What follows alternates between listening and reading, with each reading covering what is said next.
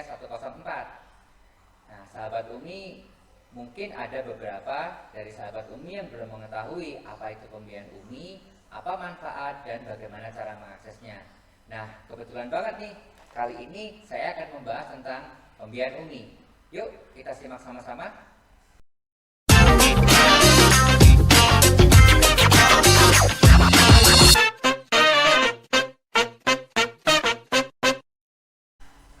Nah, sahabat Umi, sebelum membahas lebih lanjut tentang pembiayaan ultramikro, kita perlu mengetahui terlebih dahulu sekilas tentang Pusat Investasi Pemerintah. Pusat Investasi Pemerintah atau PIP adalah satuan kerja Badan Layanan Umum di bidang pembiayaan usaha mikro, kecil, dan menengah yang berada di bawah dan bertanggung jawab kepada Menteri Keuangan melalui Direktorat Jenderal Perbendaharaan. Peran PIP dalam pembiayaan Umi adalah sebagai koordinator dana, melaksanakan tugas penghimpunan dan penyaluran dana pembiayaan Umi. Pembiayaan Umi diatur melalui Peraturan Menteri Keuangan Nomor 193 Tahun 2020 tentang pembiayaan ultramikro. Lalu, apa itu pembiayaan Umi? Pembiayaan Umi adalah fasilitas pembiayaan kepada usaha ultramikro yang dilaksanakan melalui prinsip-prinsip konvensional maupun syariah. Sasaran pembiayaan Umi adalah para pelaku usaha ultramikro yang saat ini masih belum bankable. Artinya, pelaku usaha ultramikro belum difasilitasi kredit perbankan melalui program KUR. Pembiayaan Umi bersumber dari rupiah murni, hibah, pendapatan dari pembiayaan, dan sumber lainnya. Tujuan pembiayaan Umi yang pertama adalah menyediakan fasilitas pembiayaan yang mudah dan cepat bagi para pelaku usaha ultramikro. Yang kedua, menambah jumlah wirausahawan yang dibiayai fasilitas pembiayaan dari pemerintah. Yang ketiga, menjadi jembatan bagi para pelaku usaha ultramikro untuk naik kelas dan mampu mengakses fasilitas kredit dari perbankan. Lalu, apa kriteria calon nasabah Umi? Calon nasabah Umi harus memenuhi dua ketentuan sebagai berikut. Yang pertama, tidak sedang dibiayai oleh kredit program pemerintah di bidang UMKM yang tercatat dalam SIKP. Yang kedua, dimiliki oleh warga negara Indonesia yang dibuktikan melalui nomor induk kewarganegaraan yang tercatat dalam kartu tanda penduduk. Pembiayaan Umi dilakukan melalui dua mekanisme penyaluran, yaitu mekanisme individu dan berkelompok. Melalui mekanisme penyaluran individu, penyalur dapat mengenakan agunan. Sedangkan melalui mekanisme penyaluran secara berkelompok, penyalur menerapkan mekanisme tanggung renteng. Pembiayaan Umi dilakukan melalui dua pola penyaluran, yaitu pola penyaluran langsung dan pola penyaluran tidak langsung. Melalui pola penyaluran langsung, lembaga penyalur langsung menyalurkan pembiayaan Umi kepada debitur. Sedangkan melalui pola penyaluran tidak langsung, penyalur menyalurkan pembiayaan Umi melalui lembaga linkage. Lembaga linkage dalam hal ini adalah koperasi maupun lembaga keuangan mikro atau LKM. Penyaluran pembiayaan Umi dilakukan oleh lembaga penyalur. Lalu, apa saja yang menjadi kriteria lembaga penyalur pembiayaan Umi? Lembaga penyalur pembiayaan Umi harus memenuhi ketentuan sebagai berikut. Yang pertama adalah berpengalaman dalam bidang pembiayaan UMKM paling sedikit 2 tahun, sehat, berkinerja baik, dan memiliki sistem yang mampu terkoneksi dan atau kompatibel dengan SIKP. Melalui PMK nomor 193 tahun 2020, dibuka kesempatan bagi LKBB potensial yang tidak dimiliki atau terafiliasi oleh pemerintah untuk menjadi penyalur pembiayaan ultramikro. Alasannya adalah untuk memperluas dan mempercepat pembiayaan Umi untuk menjangkau nasabah-nasabah ultramikro khususnya yang berlokasi di luar Pulau Jawa. Sebagai mitigasi risiko, maka penyaluran pembiayaan Umi yang dilakukan oleh lembaga penyalur yang tidak terafiliasi atau dimiliki oleh pemerintah hanya mampu menerapkan pola penyaluran langsung dengan pencairan dana menggunakan uang elektronik. Terdapat perubahan plafon pembiayaan Umi yang diatur dalam Peraturan Menteri Keuangan Nomor 193 Tahun 2020. Alasannya, terdapat debitur UMI yang usahanya makin berkembang dan membutuhkan pembiayaan yang lebih besar, namun belum bankable atau masih belum dapat menjangkau fasilitas perbankan.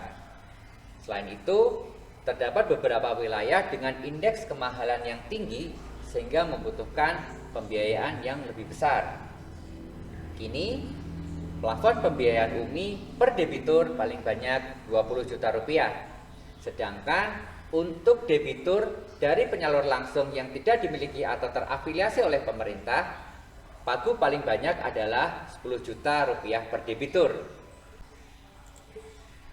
Pencairan dana pembiayaan UMI dilakukan melalui dua cara, yaitu tunai dan elektronik. Melalui pencairan dana secara elektronik, penyalur menyalurkan pembiayaan UMI kepada debitur secara tunai dan atau melalui transfer rekening. Sedangkan pencairan dana secara elektronik, penyalur menyalurkan pembiayaan UMI kepada debitur menggunakan uang elektronik. Lalu, apa kriteria menjadi penyelenggara uang elektronik?